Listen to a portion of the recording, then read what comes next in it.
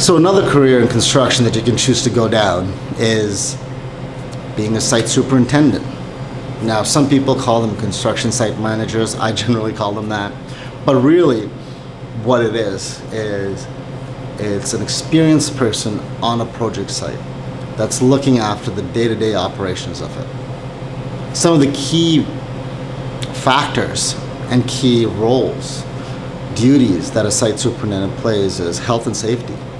Got to make sure everyone's safe, especially in today's environment. You got to make sure masks are being worn. You got to make sure hard hats, safety boots. You got to make sure all those things are in play. Yes, you have a lot of government requirements due and certifications that you need, but a site super needs to make sure that you have a safe and clean project site. Second one is coordination.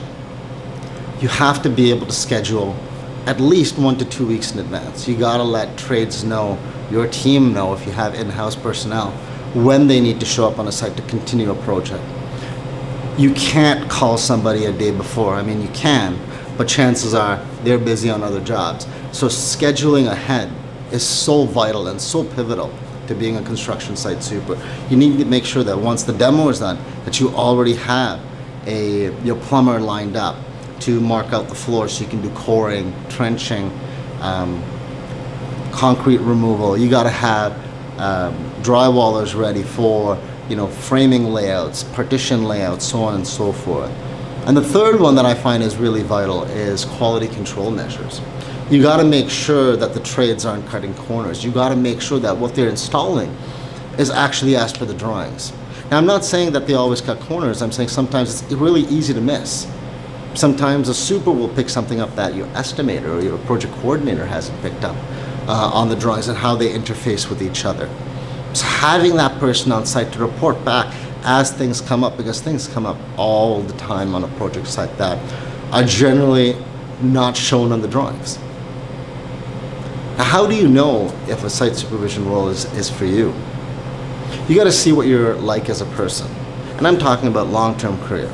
In the short term, I'm a big believer that anyone who wants to grow in the construction industry should go into all the aspects of construction so they have a full understanding of how a project works, how the industry works.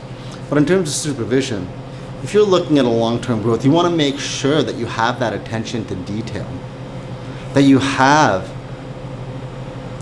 you're able, I should say, to communicate with trades on a project site. There will be dispute resolutions. You're not always going to get along with people, but you have to be able to work with them. You have to be able to put them to task when you need to, and then, still hang out afterwards, right? You gotta, again, attention to detail. You gotta make sure your schedule's met, the quality control measures are there. And if you like just being out and interacting with people and not going to an office once in a while, the site supervision role just might be for you long term. But I highly recommend at least experiencing it, be it as in a site coordinator role, an assistant site superintendent role. You will learn so much just going on a job site for a week, 2 weeks, a month, 2 months. You will see how these 2D drawings actually are built up and how it tangibly fits together. I couldn't recommend it enough if you're looking to grow within the construction industry.